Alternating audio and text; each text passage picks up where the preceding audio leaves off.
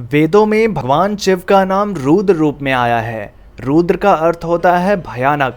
रुद्र संहार के देवता और कल्याणकारी हैं। विद्वानों के मत से भगवान शिव ने सभी प्रमुख अवतार व्यक्तियों को सुख समृद्धि भोग मोक्ष प्रदान करने वाले एवं व्यक्ति की रक्षा करने वाले हैं। आइए जानते हैं भगवान शिव के कौन कौन से अवतार हुए। ये काल चक्र है। इस काल चक्र में मैं आप सबका अभिनंदन करता हूँ। दोस्तों, YouTube के बेल आइकन को बजाना ना भूलें हमारे लेटेस्ट अपडेट के लिए। महाकाल अवतार। शिव के कई अवतारों में पहला अवतार महाकाल को माना जाता है। इस अवतार की शक्ति मां महाकाली की मानी जाती है। उज्जैन में महाकाल नाम से ज्योतिर्लिंग विख्यात है। उज्जैन में ही गढ़ कालिका क्षेत्र में मां कालिका का प्राचीन मंदिर है और महाकाली का मंदिर गुजरात के पावागढ़ में भी है। महाकाल के दर्शन मात्र से ही बिगड़े काम बन जाते हैं। जो भी महाकाल के दर्शन करता है और श्रद्धा से महाकाल बाबा के सम्मुख अपना मस्तक झुकाता है, उसके सभी बिगड़े काम बन जाते हैं और अंतकाल में मोक्ष को प्राप्त होता है। पुराणों में श्री महाकाल के विभिन्न स्वरूपों का वर्णन किया जाता है।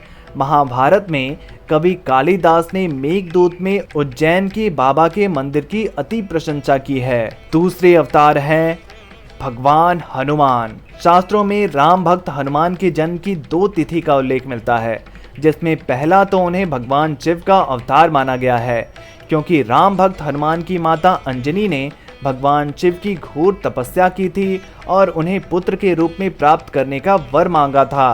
तब भगवान शिव ने पवन देव के रूप में अपनी रौद्र शक्ति का अंश यज्ञ कुंड में अर्पित किया था और वही शक्ति अंजनी के गर्भ में प्रविष्ट हुई थी। फिर चैत्र शुक्ल पक्ष की पूर्णिमा को हनुमान जी का जन्म हुआ था। हनुमान जी के पास कई वरदानी शक्तियां थीं, लेकिन फिर भी वे बगैर वरदानी शक्तियों के भी शक्तिशाली थे। तीसरा अवतार है वीरभद्र अवतार। वीरभद्र हिंदू पौराणिक कथाओं में एक पात्र हैं और कथाओं के अनुसार यह शिव के अवतार थे, जिन्होंने शिव के आदेश पर दक्ष प्रजापति का सर धड़ से अलग कर दिया था। देव संहिता और स्कंद पुराण के अनुसार शिव ने अपनी जटा से वीरभद्र नामक गण को उत्पन्न किया था। देव संहिता गोरख सिन्हा द्वारा मध्यकाल में लिखा हुआ संस्कृत श्लोकों का एक संग्रह है, जिसमें जाट जाति का जन्म कर्म और जाटों की उत्पत्ति का उल्लेख शिव और पार्वती के संवाद के रूप में किया जाता है। शिव जी के ससुर दक्ष प्रजापति ने एक विशालकाय यज्ञ का आयोजन किया, जिसमें सभी ऋषि मुनि देव देवी देवताओं को बुलाया। इस यज्ञ में दक्ष ने शिव और सती को नहीं बुलाया था। माता सती अपने पति महादेव की इच्छा के विरुद्ध अपने पिता दक्ष प्रजापति के द्वारा आयोजित यज्ञ में गई थीं। वहां शिव के अपमान के चलते उन्होंने यज्ञ में कूदकर खुद को जला दिया था। यह समाचार जब शिवजी को मिला, तब क्रोधवश भगवान शिव ने अपने सिर से एक जटा उखाड़ी और उसे पर्वत पर पटक दिया। उस जटा के पूर्व भाग से महाभयंकर वीरभद्र प्रकट हुआ। शिव के इस अवतार ने दक्ष के यज्ञ का विध्वंस कर दिया। दक्ष का सिर काटकर शिव के सामने रख दिया था। बाद में भगवान शिव ने राजा दक्ष के सिर पर बकरे का सिर लगा दिया और उन्हें जिंदा कर दिया था। चूंकि वीरभद्र शिवजी से उत्पन्न हुए थे, तो उन्हें भगवान शिव का अंशावतार ही माना जाता है। चौथे हैं ऋषि दुर्वासा। भगवान शंकर के विभिन्न अवतारों में ऋषि दुर्वासा का अवतार प्रमुख है।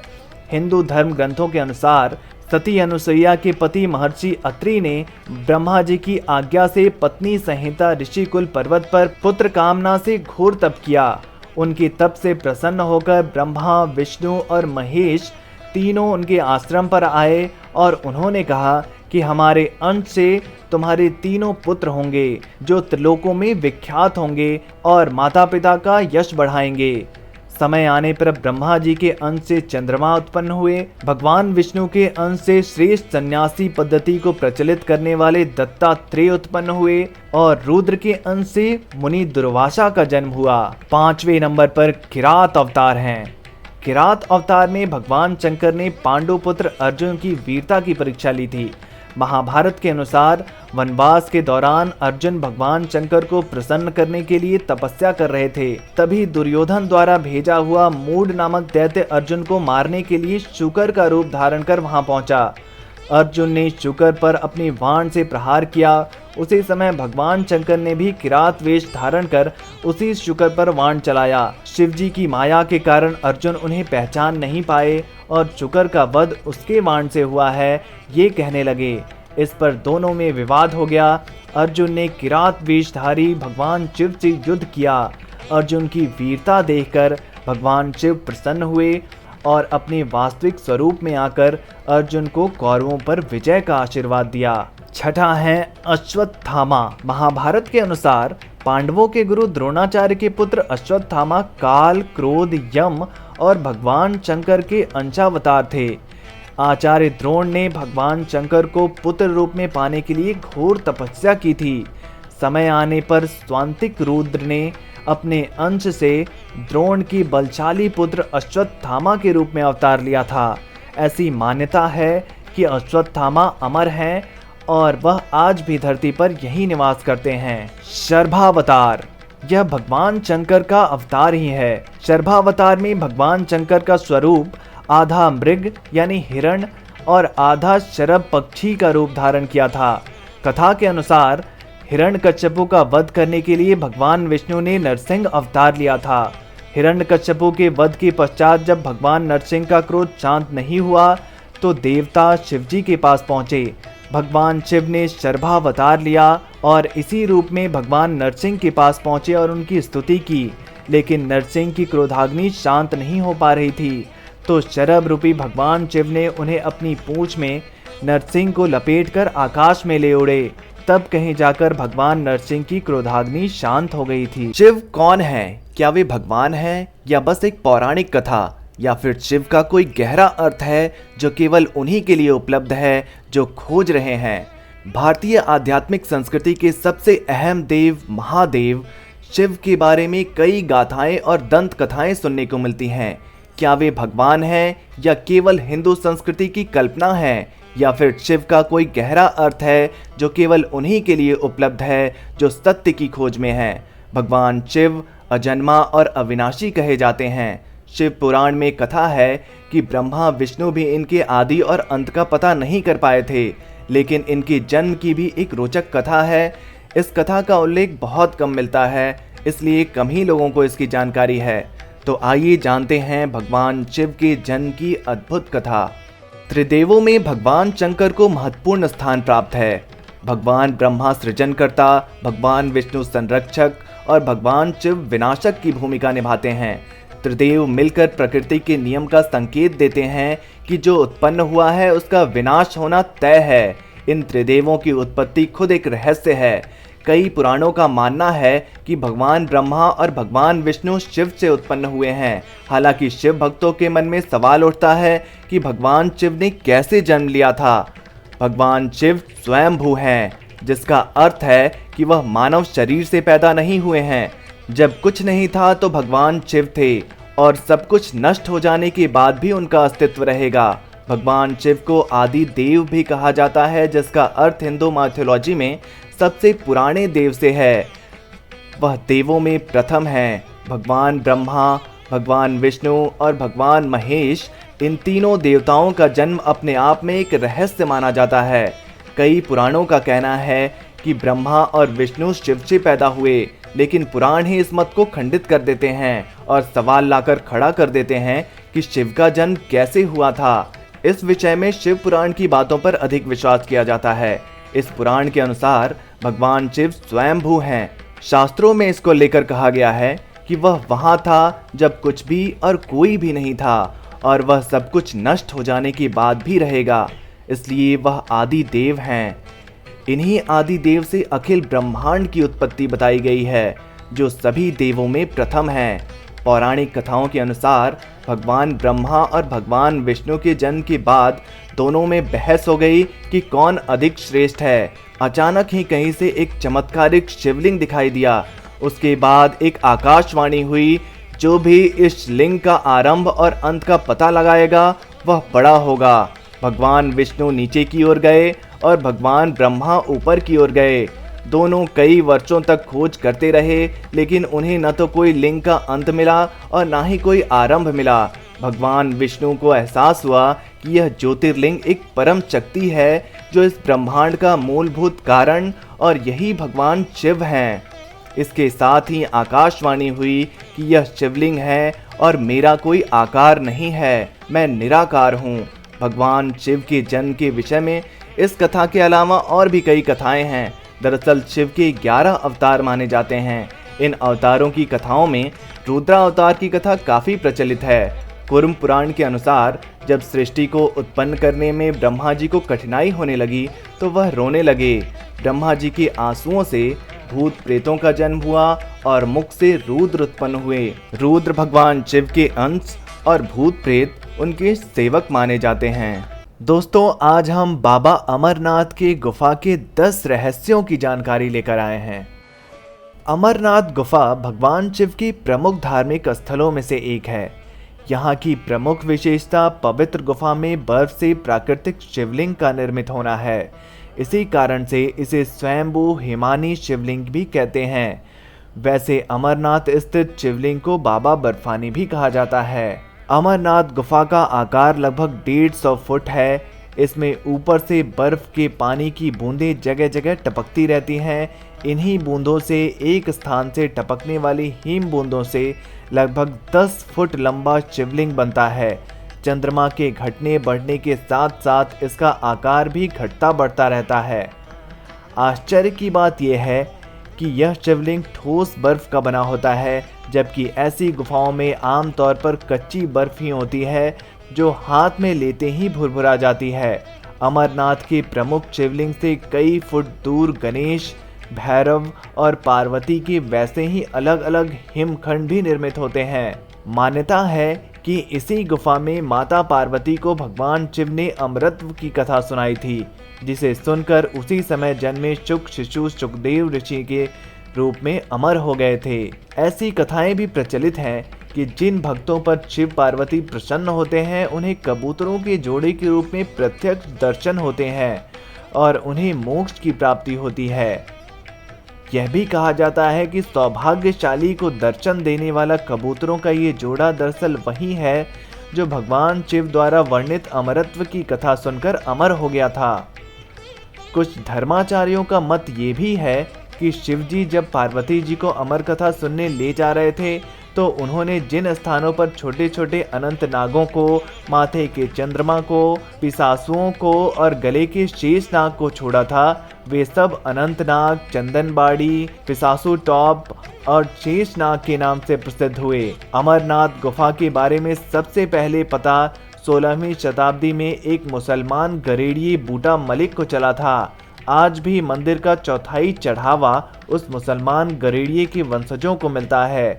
साथ ही यहाँ पर सभी फूल बेचने वाले भी मुसलमान ही हैं। कहते हैं कि पशुओं को चराते हुए जंगल में इस गरेड़िए की मुलाकात एक साधु से हो गई थी। साधु ने बूटा को कोयले से भरी एक कांगड़ी दी। जब घर पहुंचकर उसने कांगड़ी में कोयले की जगह सोना पाया तो वह बहुत हैरान हुआ और उसी समय साधु का धन्यवाद करने के लिए गया, परंतु वहां साधु की जगह एक विशाल गुफा मिली और उसी दिन से यह स्थान तीर्थ बन गया।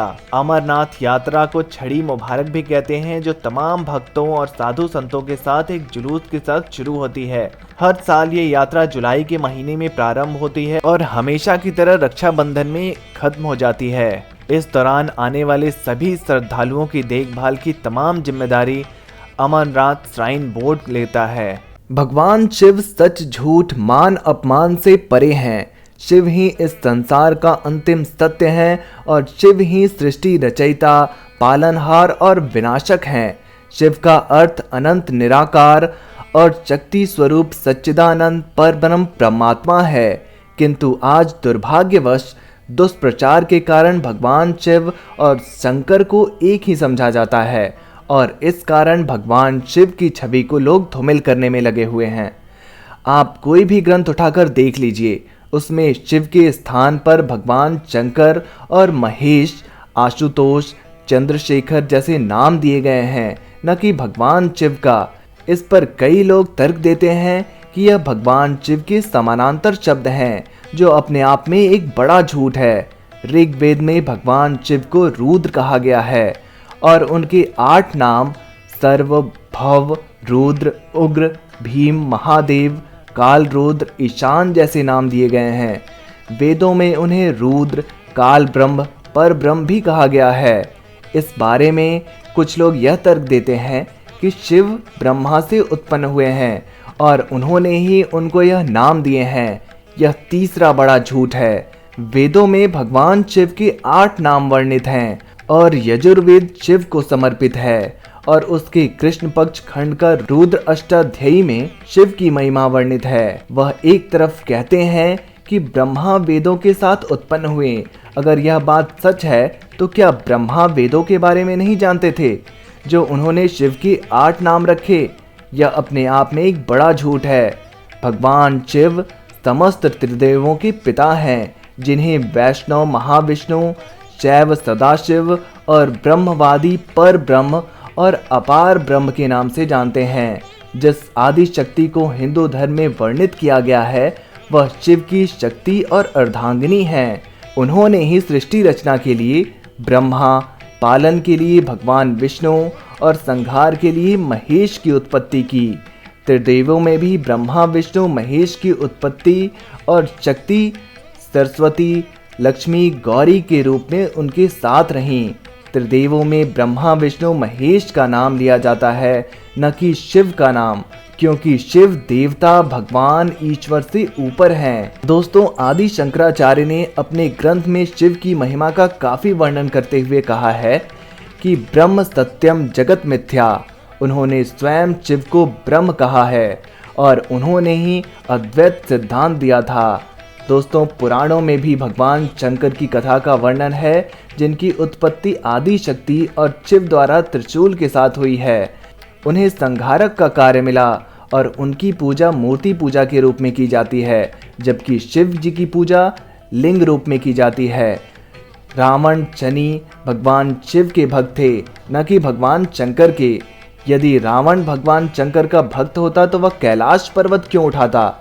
रावण ने हाथ दबने के पश्चात जाना शंकर भी उनके आराध्य के अंश हैं और इसी कारण उन्होंने तांडव स्तोत्रम की रचना की, जो भगवान शंकर को समर्पित है। भगवान शंकर के भक्त वाणासुर, परशुराम, कृष्ण आदि थे। इसके अलावा सनातन धर्म में भी कहा गया है कि ब्रह्मा भगवान शंकर की आराधना करते हैं, भगवान शंकर नारायण की आराधना करते हैं और नारायण ब्रह्म रूप सच्चिदानंद शिव की आराधना करते हैं। इसके अलावा भगवान शंकर के बारे में अफवाह है कि वे नशा करते हैं। इसकी आड़ में कोई भी नशेड़ी यह तर्क देते मिल जाएंगे कि भोलेनाथ और महादेव भी तो नशा करते हैं, जबकि भगवान शंकर ने कालकुट विष पिया था और अगर वह वाकई भगवान शंकर से प्रेरित हैं तो जहर पिए, न कि नशीली सामग्री।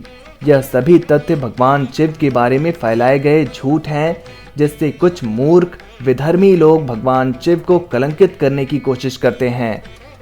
भगवान शिव वह हैं जो सच भी हैं और झूठ भी हैं। न वह सच हैं और न वह झूठ हैं। वह परम सत्य हैं जिसको कोई भी जान नहीं सकता। सब कुछ वही है और वह उनसे अलग है। शेष प्रतीकात्मक कहानियां हैं। हिंदू धर्म में सभी देवी देवताओं को प्रसन्न करने के लिए, उनकी आराधना करने के लिए विशिष्ट तरीकों का वर्णन है।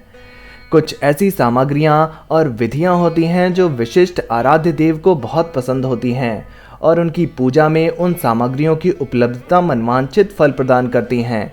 हम ये बात तो जानते ही हैं कि भगवान शिव को भांग धतूरे का चढ़ावा बहुत पसंद है। दोस्तों, आज हम आपको कुछ ऐसी सामग्रियां बताएंगे जिनका उपयोग भगवान शिव आराधना के दौरान बिल्कुल नहीं करना चाहिए। शिव पुराण के अनुसार शिव भक्तों को कभी भी भगवान शिव को इन 5 वस्तुओं का प्रसाद नहीं चढ़ाना चाहिए। आइए जानते हैं क्या है वे 5 चीजें। शिव पुराण के अनुसार जलंधर की पत्नी तुलसी के मजबूत पतिव्रत धर्म की वजह से कोई भी देव उसे हरा नहीं सकता था। इसलिए भगवान विष्णु ने तुलसी के पतिव्रत धर्म को खंडित करने की सोची। वह जलंधर का वेश धारण कर तुलसी के पास पहुंच गए, जिसकी वजह से तुलसी का पतिव्रत धर्म टूट गया। और भगवान शिव ने असुर जलंधर का वध कर उसे भस्म कर दिया। इस पूरी घटना ने तुलसी को बेहद निराश कर दिया और उन्होंने स्वयं भगवान शिव को अपने अलौकिक और दैवीय गुणों वाले पत्तों से वंचित कर दिया। हल्दी का प्रयोग स्त्रियों की सुंदरता बढ़ाने के लिए किया जाता है, इसलिए शिवलिंग पर कभी भी हल्दी नहीं चढ़ाई जाती, क्योंकि वह स्वयं शिव का रूप है। सिंदूर विवाहित स्त्रियों का गहना माना जाता है। स्त्रियां अपने पति की लंबे और स्वस्थ जीवन की कामना हेतु सिंदूर लगाती हैं, लेकिन शिव तो विनाशक हैं। सिंदूर से उनकी सेवा करना अशुभ माना जाता है। नारियल के पानी। हालांकि शिवलिंग पर नारियल अर्पित किया जाता है, लेकिन कभी भी शिवलिंग पर नारियल के पानी से अभिषेक नहीं किया जाता है। देवताओं को चढ़ाया जाने वाला प्रसाद ग्रहण करना आवश्यक होता है, लेकिन शिवलिंग का अभिषेक जिन पदार्थों से होता है उन्हें ग्रहण नहीं किया जाता, इसलिए शिवलिंग पर नारियल का जल नहीं चढ़ाया जाता। भगवान शिव ने केतुकी के फल को भी श्राप देकर कहा कि उनकी शिवलिंग पर कभी भी केतुकी के फल को अर्पित नहीं किया जाएगा। तब से शिवजी को केतुकी के फल अर्पित किया जाना अशुभ माना जाता है। इसकी कथा हम किसी अन्य वीडियो में बताएंगे। फिलहाल ये समझिए कि ये फल अशुभ है। वह जो संपूर्ण सृष्टि का विनाश करता है, वह जिसकी क्रोध अग्नि में संपूर्ण ब्रह्मांड भस्म होता है, वह जिसका कोई आदि नहीं है, जिसका कोई अंत नहीं है, वह जिसने किसी गर्भ से जन्म नहीं लिया, वह जो अजर है, अमर है। क्या उस भगवान शिव की मृत्यु हो सकती है, या यूं कहें कि मृत्यु की भी मृत्यु हो सकती है? दोस्तों, आज इस वीडियो में आप भगवान शिव की मृत्यु का रहस्य जानेंगे। हमारे वेदों, पुराणों, उपनिषदों, महाभारत, रामायण आदि ग्रंथों की कुछ अनसुनी अनकही कहानियों के लिए सब्सक्राइब करें काल चक्र और बेल आइकन को बजाना ना भूलें। दोस्तों, भगवान शिव ने ही सभी देवी देवताओं की उत्पत्ति की। समस्त प्राणियों सहित संपूर्ण ब्रह्मांड की रचना महादेव ने की।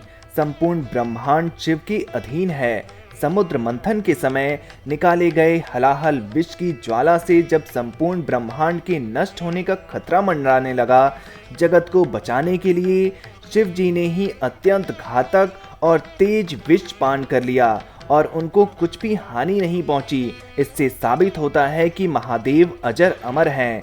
जो भगवान महादेव अपनी इच्छा मात्र से ही असंख्य ब्रह्मांडों की उत्पत्ति और संहार करने में सक्षम है, उन भोलेनाथ का सामना करने का सोचने का भी साहस त्रिलोक में भला कौन कर सकता है?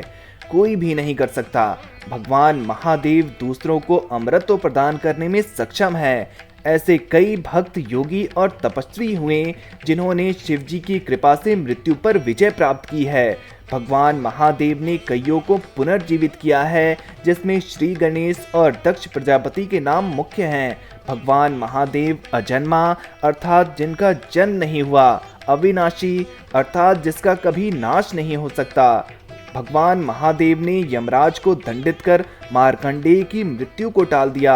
अब सोचिए कि जिन महादेव ने मृत्यु के देवता यमराज तक को दंडित कर दिया, वो कितने समर्थवान और शक्तिशाली होंगे। कालों के काल महाकाल, जिनकी भक्ति करने से शुक्राचार्य ने मृत्यु संजीवनी विद्या सिद्ध की और असंख्य मृत्यु दैत्य दानवों को जीवित किया। अब सोचिए कि जिसकी कृपा से शुक्राचार्य ने मृत्यु पर विजय प्राप्त की, उन भगवान महादेव की कभी मृत्यु हो सकती है? दोस्तों, भगवान शिव अनादि अनंत अमर हैं। सभी छोटे बड़े विद्वान अपनी अपनी भाषा में व्याख्या करते हैं कि शिव अविनाशी और स्वयंभू हैं। मृत्यु तो उनकी ही होती है जिनका जन्म होता है। परंतु दोस्तों, इसके अलावा एक अन्य मत भी है, जिसके अनुसार श्रीमद् देवी महापुराण में सृष्टि रचना का प्रमाण 3रा स्कंद पृष्ठ संख्या 123 पर विष्णु जी ने दुर्गा जी की स्तुति करते हुए कहा है, तुम शुद्ध स्वरूपा हो, यह सारा संसार तुम्ही से उद्भासित हो रहा है। मैं, ब्रह्मा और शंकर, हम सभी तुम्हारी कृपा से ही विद्यमान हैं। हमारा आविर्भाव यानी जन्म और तिरोभाव यानी मृत्यु हुआ करता है, अर्थात हम तीनों देव नाशवान हैं। केवल तुम ही नित्य यानी अविनाशी हो, जगत जननी हो, प्रकृति की देवी हो। भगवान शंकर कहते हैं देवी यदि महाभाग विष्णु तुम्ही से प्रकट हुए हैं तो उनकी बाद उत्पन्न होने वाले ब्रह्मा भी तुम्हारे बालक हुए, फिर मैं तमोगुणी लीला करने वाला शंकर क्या तुम्हारी संतान नहीं हुआ, अर्थात मुझे भी उत्पन्न करने वाली तुम ही हो। दोस्तों, श्रीमद् देवी महापुराण को पढ़ने से ये लगता है कि भगवान शिव की मृत्यु हो सकती है। क्या भगवान शिव की मृत्यु हो सकती है? इस पर आप अपने विचार हमें कमेंट बॉक्स में जरूर लिखिए। आपके विचारों की हमें प्रतीक्षा रहेगी। वीडियो में दी गई जानकारी आपको कैसी लगी कमेंट बॉक्स में जरूर बताइए। दोस्तों, वीडियो में आपको अच्छी लगी हो तो आप हमारे इस चैनल को सब्सक्राइब करना बिल्कुल ना भूलें। धन्यवाद।